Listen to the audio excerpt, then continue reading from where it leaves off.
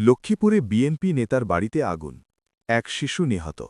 লক্ষ্মীপুর প্রতিনিধির পাঠানো ভিডিওতে লক্ষ্মীপুরে বিএনপি নেতা বেলাল হোসেনের ঘরে তালা লাগিয়ে পেট্রোল ঢেলে আগুন দিয়েছে দুর্বৃত্তরা।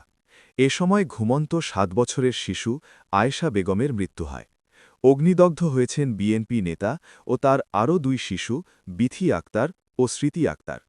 বিএনপি নেতাকর্মীরা জানান, সদর উপজেলার ভবানীগঞ্জ ইউনিয়ন বিএনপির সহ-সাংগঠনিক সম্পাদক বেলাল হোসেন ভবানীগঞ্জের চরমনসা এলাকায় নিজ ঘরে রাতে তিনি পরিবার নিয়ে ঘুমিয়েছিলেন।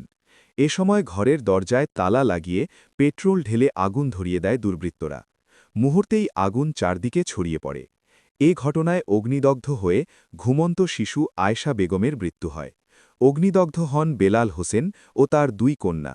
স্থানীয়রা অগ্নিদগ্ধ অবস্থায় ৩ জনকে উদ্ধার করে সদর হাসপাতালে নিয়ে যান।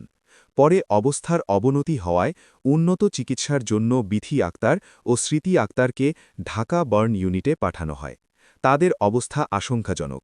দুজনের শরীরের বেশিরভাগ পুড়ে গেছে। ভবানীগঞ্জ বিএনপির সভাপতি আজাদ হোসেন বলেন, বেলাল হোসেন ইউনিয়ন বিএনপির সহ-সাংগঠনিক সম্পাদক। রাতে সন্ত্রাসীরা পেট্রোল ঢেলে আগুন ধরিয়ে দেয় তার বাড়িতে। এ ঘটনায় এক শিশু মারা যায়। অগ্নিদগ্ধ হন আরও ৩ জন। লক্ষ্মীপুর ফায়ার সার্ভিসের স্টেশন অফিসার রঞ্জিত কুমার দাস বলেন, নিহত এক শিশু ও অগ্নিদগ্ধ অবস্থায় ৩ জনকে উদ্ধার করা হয়েছে। এর মধ্যে ২ জনের অবস্থা গুরুতর। সদর থানার ভারপ্রাপ্ত কর্মকর্তা মোহাম্মদ ওয়াহিদ পারভেজ ফেনী ভয়েস 24-কে বলেন, বিএনপি নেতা বেলাল হোসেনের ঘরে তালা লাগিয়ে পেট্রোল ঢেলে অগ্নিসংযোগের অভিযোগ পাওয়া গেছে। অগ্নিদগ্ধ হয়ে এক শিশুর মৃত্যু হয়েছে। আরও ৩ জন অগ্নিদগ্ধ। আগুনের বিষয়টি তদন্ত করা হচ্ছে।